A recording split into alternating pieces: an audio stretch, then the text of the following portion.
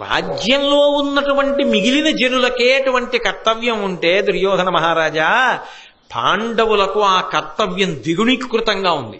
ఎందుకో తెలుసా? వాళ్ళు నీకు దాసులు. నువ్వు జూదంలో వాళ్ళని గెలిచావు. దాసులు ఏం చెయ్యాలి? తమ యొక్క ప్రభువుని కాపాడుకోవాలి. కాబట్టి ఇప్పుడు నీ దాసులు ఏం చేశారు? తమ ప్రభువుని కాపాడుకున్నారు. ఇందులో పాండవుల గొప్ప ఏముంది? వాళ్ళు చెయ్యవలసింది చేశారు. ఇది చేయలేకపోతే తప్పు. మరి తను చెయ్యింది అంటే తనది తప్పు కాదు. ఎందుకో తెలుసా? యుద్ధంలోకి వెళ్ళి ప్రాణం పోగొట్టేసుకోవాలా? ప్రాణమే పోగొట్టుకోక్కర్లేదు. యుద్ధంలో ఓడిపోయినప్పుడు యుద్ధ భూమిని విడిచిపెట్టి వెళ్ళిపోయారు. అదో మర్యాద, అదో గౌరవం. యుద్ధంలో అలా చేస్తారు కాబట్టి వెళ్ళారు. ఇప్పుడు వచ్చానే, అప్పటికి నువ్వు అలాగే ఉంటే ఇప్పుడు మళ్ళీ చేద్దాం యుద్ధం, అది దాని అర్థం. కానీ ఇప్పుడు నేను వచ్చేటప్పటికి ఏమైంది? వాళ్ళు రక్షించేశారు, వాళ్ళు ఓడించేశారు. వాళ్ళు ఓడించేశారంటే అది వాళ్ళ గొప్ప ఏమిటి? నీ పరిపాలన. రెండు, అది వాళ్ళ కర్తవ్యం. దాసులు లేకపోతే ధర్మం పోతుంది. ధర్మం ధర్మరాజు గారికి ఇష్టం, అందుకు చేశాడు, తన పంతం చేశాడు. అంతేగాని వాళ్ళు ఏదో పెద్ద చేసేసారని, నీకేదో ఇబ్బంది వచ్చేసిందని, ఆ ఇబ్బంది నుంచి వాళ్ళేదో నిన్ను గట్టెక్కిచ్చేశారని అలా ఆలోచిస్తాయేమిటి? అలా ఆలోచించడానికి అక్కడ పెద్ద విషయం ఏం లేదు. నువ్వు హాయిగా ఉండు అని ఆ దుర్యోధనుడితో అన్నాడు. ఒక అల్ప మనుజుక్రియ సోమకులోత్తమ, నీకు ఇట్లు మహనీయ సుఖ ప్రకృతియకు నిజ శరీరంబు అకట విడువ తలపనగునే అవిహిత బుద్ధిన్.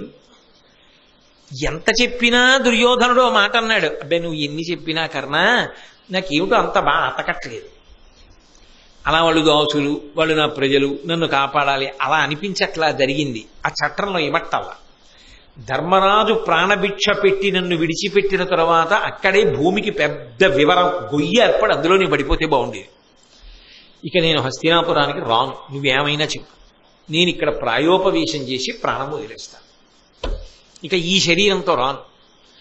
అడవికి వెళ్ళాడు పెద్ద ఘోషయాత్ర కింద, పాండవులు ప్రాణభిక్ష పెడితే తగుదనమ్మా అని తిరిగి వచ్చాడంటారు చూసిన వాళ్ళు. నేను రాను అంటే కర్ణుడు అంటాడు, ఒక అల్పమనుజుక్రియ సోమకులోత్తమ, నీకు ఇట్లు మహనీయ సుఖ ప్రకృతియకు నిజ శరీరం ఒకట విడువ తలపనగునే. ఇక్కడ కూడా పాండవుల మీద శ్లేష. ఎవరు వదిలిపెట్టాలి? ఒక అల్ప మనుజుక్రియ, సామాన్యుడు, అతి సామాన్యుడైనటువంటి మనిషి కష్టాలకి తప్ప జీవితంలో సుఖమన్నది ఒకటి ఉంటుందని కలలో కూడా అనుకోలేని వాడు ఇక కష్టాన్ని తట్టుకోలేక ప్రాణం వదిలేస్తానంటే ఏమో. నిజానికి అలా నచ్చా, ఎవరు అనకూడదు. కళ్యాణి బతకాదేయం లౌకికీ ప్రతిభాతిమా ఏది జీవంతిమానందో నరం వర్ష శతాదపి అంటుంది సీతమ్మ సుందరకాండలో. 100 ఏళ్లు కష్టాలు వచ్చినా కూడా ప్రాణం వదిలిపెట్టకూడదు. చిట్ట చివరైనా శుభవార్త వింటాడు. ఆత్మహత్య అంగీకారయోగ్యం కాదు. కాబట్టి నువ్వెందుకు విడిచిపెడతావు ప్రాణాలు? ఏమనుకుంటున్నావు? నీ శరీరం అంటే అదేం మామూలు శరీరం అనుకుంటున్నావా? నీ శరీరం దేనికి పుట్టిందో తెలుసా? నీ శరీరం పుట్టింది అసలు నీకు ఇట్లు మహనీయ సుఖ ప్రకృతియకు నిజ శరీరంబు, అపారమైన సుఖాలు భోగాలు పొందడానికి వచ్చింది ఆ శరీరం. అందుకే నువ్వు అలా పుట్టావు. అంటే దాని అర్థం ఏంటి? వాళ్ళు తగిలించుకుందామన్నా భోగాలు సుఖాలు, రాజ్యాలు గెలిచినా రాజసూయం చేసినా కష్టాల కోసం పుట్టిన శరీరాలు అవి. అందుకే అడిగికి పోయారు. నీ శరీరం అలా కష్టాలు పడేది కాదు. అందుకే కారాగారానికి తీసుకెడదామని వాడనుకున్నాను, మళ్ళీ తిరిగి ఇలా వచ్చేసి. చూసావా?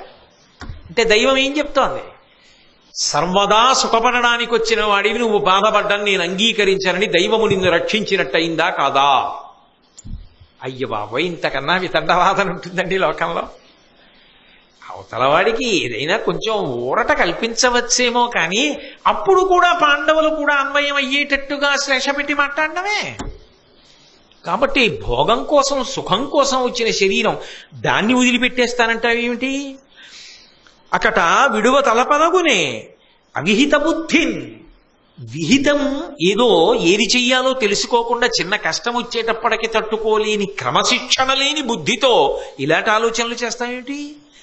శోకమగ్నుండవగు నిన్ను చూచి బెగడి అధిపా నీ తమ్ములను నేను అధిక దుఃఖ వహ్ని పాల్పడమయ్యా, మా వలన కరుణ కలిగి తీర్పవే ఇందర కౌరవేంద్ర.